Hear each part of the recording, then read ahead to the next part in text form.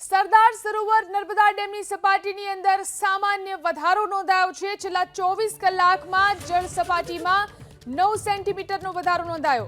ઉપરવાસમાંથી પાણીની આવકમાં ઘટાડો થયો છે અને હાલ ઉપરવાસમાંથી 38,609 ક્યુસેક પાણીની આવક થઈ રહી છે। ત્યારે ચાલુ વર્ષે સિઝનમાં પ્રથમવાર નર્મદા ડેમની જળ સપાટી 137.90 મીટર પર પહોંચી।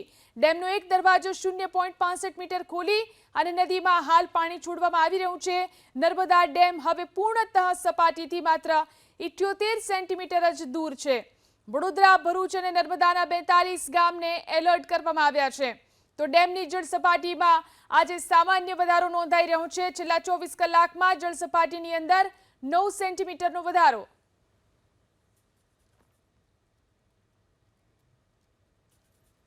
સરદાર સરોવર નર્મદા ડેમની સપાટીની અંદર સામાન્ય વધારો નોંધાયો છે। છેલ્લા 24 કલાકમાં જળ સપાટીમાં 9 સેન્ટીમીટરનો વધારો નોંધાયો। ઉપરવાસમાંથી પાણીની આવકમાં ઘટાડો થયો છે અને હાલ ઉપરવાસમાંથી 38,609 ક્યુસેક પાણીની આવક થઈ રહી છે।